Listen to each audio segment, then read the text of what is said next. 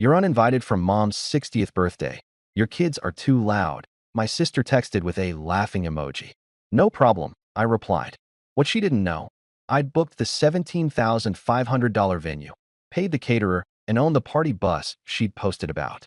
At 4:32 p.m. the day before, I paused everything. Her husband called. The venue says there's no reservation? I said. At 4:32 p.m. the day before mom's birthday, my phone lit up with a call from my brother-in-law, Mark. I was standing at my kitchen counter, rinsing a cup my youngest had abandoned mid-juice, when I saw his name and knew, before I answered, that someone had finally looked under the hood. Jordan, he said, breathless. The venue says there's no reservation. They're acting like we never booked. I kept my voice even. That's strange. It's not strange, he snapped, then lowered it like someone else was in the room. Tessa is melting down. The coordinator said it was canceled at 4:30. Did you? I stared at the little soap bubbles slipping down the drain. Mark? I replied no problem when Tessa told me my kids were too loud for the party. There was a beat of silence, like he was rewinding a conversation he'd half overheard. She didn't mean it like that, he said finally. I dried my hands, picked up my folder from the table. Yes, a literal folder, and said, I meant my reply exactly how I sent it. 2 hours earlier, my sister had texted me, You're uninvited from mom's 60th. Your kids are too loud, followed by a laughing face. I had answered, No problem. Calm. 2 words. And then I'd made a series of very boring, very official phone calls. My sister had been counting on me to stay boring in a different way. I was 38, a project controller for a regional construction company, the kind of job where your entire value is making sure numbers match the truth. I ran budgets, tracked invoices, argued politely with vendors, and filed paperwork so other people could pretend chaos wasn't happening behind the scenes. I'm also a mother of 2, 6 and 9, and a person who liked birthdays. I liked candles and silly hats and watching my mom laugh until she snorted. I was not a person who liked being treated like background noise. Tessa had always been louder than me, not in a fun extrovert way, in a the room belongs to me way. She was 35, a part-time boutique manager who treated every event like a stage. When she wrote Mom's 60th on social media, she wrote it like she was the producer, director, and star. She had already posted about the party bus with a glossy photo and the caption, We're going all out for Queen Elaine. Like it had materialized because she willed it. The truth was much less magical. The truth was that I owned a party bus. Not the way people imagine, some wild empire of champagne and neon lights. My husband and I had bought one used coach 5 years ago from a small fleet liquidation and rebuilt it in our garage with my uncle, who did upholstery. It was a side business that paid for soccer fees and summer camps, and it required licenses, insurance, and a level of sobriety that never shows up in Instagram reels. When Mom turned 59, she'd cried at dinner because she felt like just a grandma. Tessa was the one who said, Next year, we'll do something big. And I was the one who said, Okay, let's do it right. It started simple. Tessa wanted a fancy venue on the river. She sent me links at 1 a.m. like I was her personal assistant. This one, OMG, she texted, then called the next morning to say, You're better at details. Can you just handle the booking? I did what I always did. I asked questions. How many guests? 80-ish, she said. What's the budget? We'll figure it out. Who's paying? We're all pitching in. So I built a spreadsheet. The kind with tabs. Venue. Catering. Rentals. Decor. Entertainment. Transportation. I put my name at the top and wrote proposed split. Jordan 40%, Tessa 40%, Mark 20%. I was already giving her a break because I knew Mark's student loans were still biting them every month. Tessa replied with a thumbs up. Mark replied, Sounds fair. Then the invoices started coming. And, quietly, so did the pattern. Flashback number 1, the deposit shuffle. In early March, the venue needed a deposit within 48 hours to hold the date. The rental fee was $17,500, and the deposit was $5,250 due immediately, with the balance due 10 business days before the event. Tessa said, Can you put it on your card? Mine is maxed this month. I'll Venmo you. I put it on my business card because Venu's like a single point of contact, and because it earned points, and because my stomach did that familiar dip when someone said, I'll Venmo you, like it was an automatic system. She Venmo'd me $600. With the note, for Mom. Like confetti would make the rest appear. Mark sent $1,000 2 weeks later. Nothing from Tessa after that. When I asked, she said, Relax. You're so intense. We have time. Flashback number 2, the guest count creep. In April, the caterer emailed to confirm head count. We'd originally priced at 80 guests, $78 per adult for buffet style with 2 proteins and sides, plus $650 for staff and a $900 service fee. Tessa forwarded me the email and wrote, "Tell them 95. Mom has more friends than you think." I wrote back, "If it's 95, that's an extra $1,170 plus tax and gratuity. Who's covering that?" She sent, "OMG, it's MOM. Stop nickel and diming." So I paid the revised deposit, $2,400 to the caterer, plus $420 for the linen upgrades she insisted were non-negotiable. Later, at a Sunday dinner, I heard her tell my aunt, "I'm basically planning the whole thing alone." She said it with a little martyr laugh, and my mom squeezed her hand like she was brave. I didn't correct her. I don't know why. Maybe because I thought the party would be worth it. Maybe because I didn't want to make Mom's birthday about who paid for what. Maybe because I've been trained my whole life that Tessa's feelings were a weather system everyone else had to plan around. Flashback number 3, the transportation story. In May, Tessa asked if she could use my party bus as her gift to Mom. Not rent it, use it. I said yes, with conditions. No alcohol on board unless we added the rider and the security deposit. Driver schedule confirmed 14 days in advance. Route logged. Passengers capped at 24. She said, "Of course." Then she posted online, surprising Mom with a party bus, and tagged a dozen friends. My phone started buzzing with messages. "Wait, you have a party bus? How much do you charge?" Tessa is so thoughtful. I told myself it didn't matter who got credit. I told myself, again, that the end goal was Mom smiling in a silly tiara with her friends. But it kept happening. It was always like that with Tessa. She would decide an outcome, promise it out loud, and then scramble behind the curtain expecting me to hand her the props. It wasn't just the birthday. Over the last 3 years, she'd asked me to spot her portion of Mom's expenses more times than I could count. I covered Mom's new hearing aids when the insurance estimate came back short by $1,980. I paid the annual condo HOA special assessment for Mom, $2,750, because Tessa couldn't do it all right then. I handled Mom's cell phone bill, $1.62 a month, on my autopay because Tessa forgets. Each time, Tessa said she'd make it up later. Each time, later turned into a joke. "You're the responsible one," she'd say, like responsibility was a hobby I'd chosen because I enjoyed it. The worst example was last Thanksgiving, when Mom mentioned she wanted a small weekend trip for her birthday. Tessa loudly announced, "I'll take care of it." Then she cornered me by the fridge and whispered, "Can you book it? I'm on a spending freeze because of my credit card." I booked 2 hotel rooms for 2 nights, $1,146. I put it on my card. Tessa told everyone she'd spoiled Mom. When the charge hit, she sent me $100 with a note. "Thanks, bestie. We are not besties. We are siblings." By June, my spreadsheet had changed colors. Yellow for promised, red for overdue, green for paid.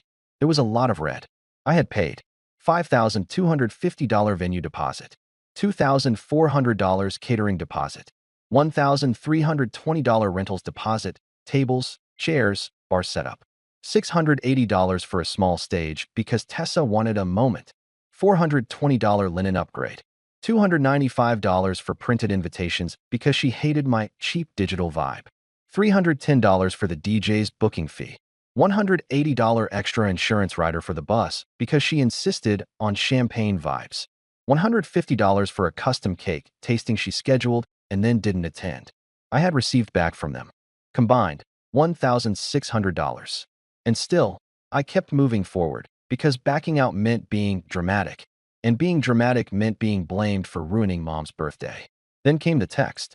It was a Tuesday afternoon. My kids were doing homework at the dining table.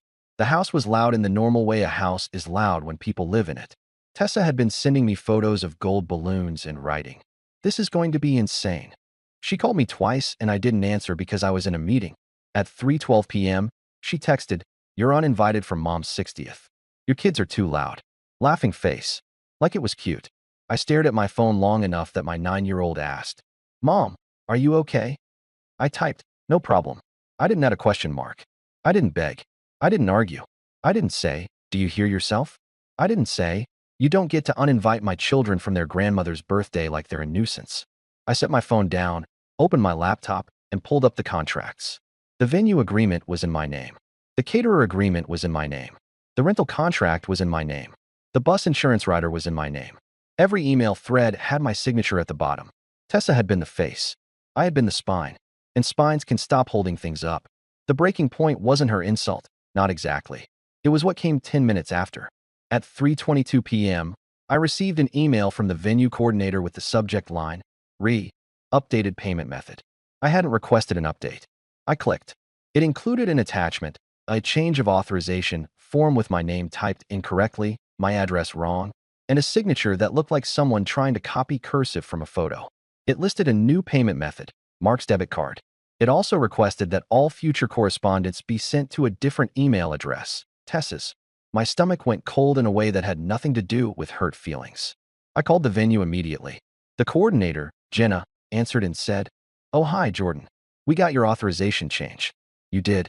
I asked, keeping my voice polite. "Can you tell me who sent it?" "It came from an email we've been corresponding with," she said. "And it had a signature." "That signature isn't mine," I said. "Please don't process anything. I'm the signer on the contract." There was a pause. "Okay," Jenna said slowly. "Let me put a note on the file. Can you forward me the header information on the email?" I asked. "I can forward you the email," she said, hesitant. "That's fine," I said. "Forward it. And please note, no changes without verbal confirmation from me." When she forwarded it, I saw the truth in the little details. The email address it came from wasn't mine. It was a new Gmail that looked like my name with extra numbers. Someone had made it to impersonate me. I stared at it, then opened my folder on the desktop labeled Mom60. Inside were receipts, contracts, and screenshots I'd been too tired to organize. That day, I organized them. I created a timeline in a document. March 3rd, venue contract signed by me. Deposit $5,250 paid by my card. April 9th, catering headcount increased from 80 to 95 at Tessa's request.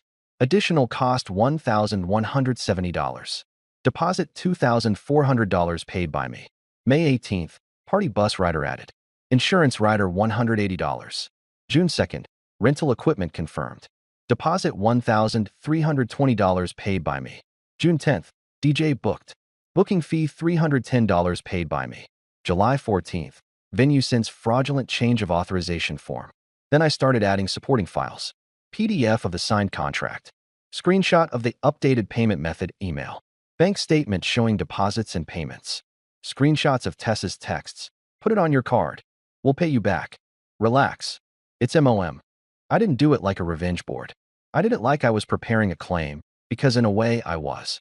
The minute someone tried to forge my signature, this stopped being family drama. This became financial risk. At 4:05 p.m., I called my bank's business line and asked them to flag my account for potential attempted fraud. I changed my card number. I froze any vendor-initiated manual entry transactions over $1,000. It took 12 minutes, and the representative was calm and kind. At 4:22 p.m., I emailed Jenna at the venue. "Please confirm in writing that no authorization changes will be processed without a phone call to my verified number." She replied at 4:28 p.m., "Confirmed." At 4:32 p.m., I called the venue and canceled. Not the entire event, yet. I asked about the policy. Jenna explained. "Cancel within 24 hours of the final payment deadline and you forfeit the deposit but are not responsible for the remaining balance." The remaining balance was $12,250, due that same day at 5 p.m. I said, "Then I'm canceling." She asked, "Are you sure?" "Yes," I said. "Please email the cancellation confirmation." Then I called the caterer. Their policy was similar. Deposits were non-refundable within 30 days, but the remaining balance, $5,010, wasn't due until 3 business days prior. I canceled the service and asked them to confirm no charges would be run. They agreed and sent an email receipt showing a zero balance due upon cancellation. Then I called the rental company and canceled, forfeiting $200 of the $1,320 deposit. I called the DJ and canceled, losing the $310 fee. I called the balloon vendor and canceled the $480 installation, which still had a full refund window because it was scheduled for the morning of the party. And then I emailed my insurance agent about my party bus rider and removed the event add-on, effective immediately. I didn't do any of it with glee. I did it with the same feeling I get when I shut down a job site budget line because someone's been submitting duplicate invoices. Regret for the wasted effort. relief that the leak would stop, a quiet anger that had nowhere to go except into action. At 5:06 p.m., my phone started ringing. Mom's number, then Mark, then Tessa, then Mom again. I didn't answer. I sent one message to Tessa because I needed a record. Per your message today, I won't be attending. Also, I need you to stop attempting to change vendor authorizations under my name. Do not contact vendors using my information. She replied immediately, "What are you talking about?" Then, "That's not fair." Then, "Mom is crying." I took a screenshot, saved it to the folder, and set my phone face down. That night, Mom texted, "Honey, can we talk? Your sister says there was a misunderstanding." I wrote back, "I can talk tomorrow. I'm not discussing it while emotions are high." At 8:11 p.m., Mark texted, "We have people flying in. You can't do this." At 8:14 p.m., Tessa texted, "If you ruin Mom's birthday, I will never forgive you." I didn't reply. The next morning, I called an attorney. Not because I wanted to sue my sister, because I needed to protect myself from whatever story she was about to tell. The lawyer asked two questions. Are the contracts in your name? And do you have documentation of the forgery attempt? Yes, I said. And yes. He told me to send a short written notice to both Mark and Tessa that I was not authorizing any further spending, that any attempt to use my name or accounts would be treated as fraud, and that all communication should be in writing. He drafted it on letterhead. It cost me $450 for the consult and the letter, and it was the cheapest piece I'd bought in months. By noon, they had it, and by 12:07 p.m., my mother called again. I answered that one, because I loved my mom, even when she didn't see what was happening. "Jordan," she said, voice shaky. "What is going on? They said you canceled everything. They said you're mad about the kids." "I'm not mad about the kids," I said, sitting at the edge of my couch. "I'm concerned that someone tried to change vendor authorizations by pretending to be me, and I'm not comfortable being responsible for contracts for an event I'm not allowed to attend." Mom inhaled sharply. Tessa said, my kids are too loud," I said gently. And then a fake authorization form showed up with my name. Silence. "Did you pay for it?" Mom asked, like she didn't want the answer. "I paid deposits," I said. "A lot of them." Mom's voice went small. "I didn't know." "I know," I said. "That's part of the problem." There was a pause. Then Mom said, "It was supposed to be for me." "It still can be," I said. "Just not like this." That afternoon, the family meeting demands began. Mark sent, "We should all sit down tonight." "This is ridiculous." Tessa sent, "Come to Mom's at 6. We need to talk like adults." My aunt texted, "Your mother is heartbroken. Whatever this is, stop." My cousin texted, "Is it true you canceled her birthday?" I replied to none of them directly. I forwarded everything to my lawyer's email, like he'd instructed, and he responded to Mark with a single paragraph. "My client has canceled all contracts under her name effective July 14th. Do not contact vendors under her identity. Further communication must be in writing." It was not dramatic. It was not emotional. It was a boundary written in ink. The day of Mom's birthday, the party they'd planned didn't happen. Not at that river venue with the expensive view and the Instagram wall. Tessa pivoted to a backyard gathering at Mom's condo complex common area. Someone brought store-bought cupcakes. Someone brought folding chairs. I heard, later, that Tessa spent the afternoon snapping at everyone because nothing was how it was supposed to be. I did not show up. Instead, I took my kids to a quiet breakfast place, and we made a card for Grandma. Then, in the late afternoon, I drove to Mom's condo alone with a small cake from her favorite bakery. $38. Vanilla with strawberries. The kind she actually liked. Mom opened the door with swollen eyes. "I didn't invite them," she whispered immediately, as if she'd been accused. "I know," I said. "Happy birthday." She hugged me hard, and I felt her shoulders shake. In her kitchen, she said, "Your sister said you wanted credit. She said you were trying to make her look bad." "I didn't want credit," I said, setting the cake on the counter. "I wanted respect, and I wanted my name not forged." Mom flinched at that. I asked her. Mom said quietly. "She said she didn't do it." I nodded. "Then someone did it for her." Mom wiped her eyes and stared at the little box with the cake. "I just wanted everyone together." "I know," I said. "But together doesn't mean I'm the one holding the bill while being told my kids don't belong." Mom didn't argue. She looked tired in a way I hadn't seen before, like a curtain had finally lifted, just enough to show her the machinery behind her big surprise. The next 10 business days were pure administrative fallout. The venue emailed me a cancellation confirmation and the forfeited deposit amount. $5,250 retained, $0 balance due. The caterer emailed, deposit retained, $0 further charges. The rental company refunded $1,120 within 7 days. The balloon vendor refunded $480 within 3 days. The insurance rider removal generated a $96 credit. I logged every one of those emails in my folder. I reconciled my credit card. I marked the losses in red. Then I sent Mark and Tessa an invoice. Not emotional, not petty. A simple statement of amounts they'd agreed to cover, with dates and what they had actually paid. Total owed to me for $1,870. Due in 30 days. Payment methods listed. Mark responded, "This is unbelievable." Tessa responded, "That's so wrong. My lawyer advised me not to engage further. If they didn't pay, it would be small claims. If they paid, it would be done. They didn't pay." Update. 3 months later. In October, I filed in small claims court. I didn't ask for pain and suffering. I asked for reimbursement of documented shared expenses, backed by texts and the original spreadsheet they'd approved. Filing cost $85. Serving papers cost $62. My husband watched me put the stamped copies in a manila envelope like I was mailing out a school permission slip. The court date was set for 28 days later. 2 days after they were served, Mark emailed me, an actual email, not a text, asking if we could settle. He offered $2,000. I countered with $4,000, payable in 2 installments over 45 days.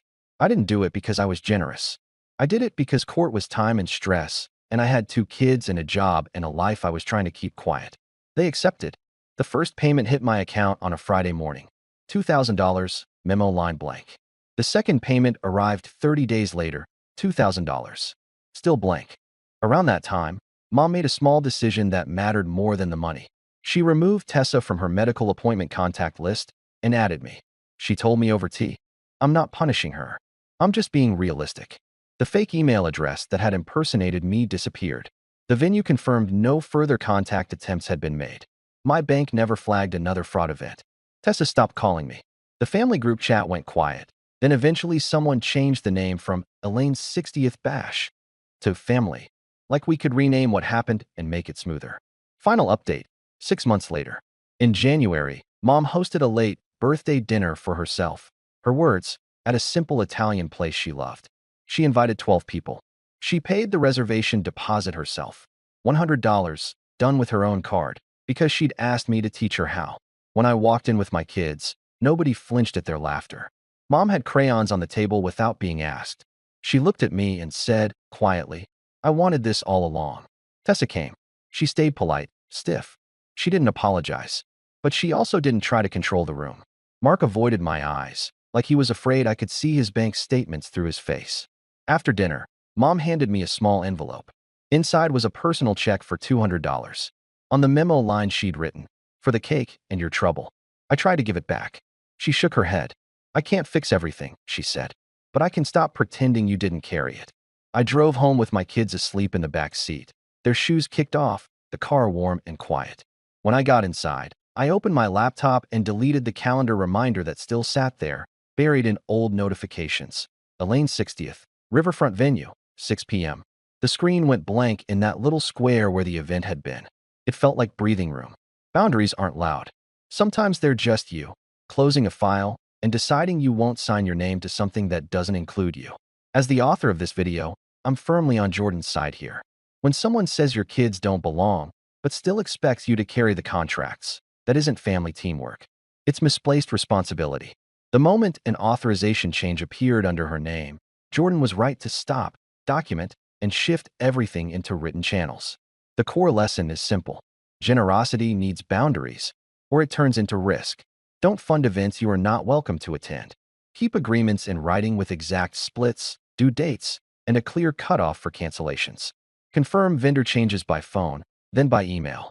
Keep event payments on a dedicated card, with alerts, limits, and 2-factor security on every account. Do not share passwords. Save receipts, texts, and confirmations in one folder. If boundaries are ignored, send one calm notice with a deadline, and get legal advice early.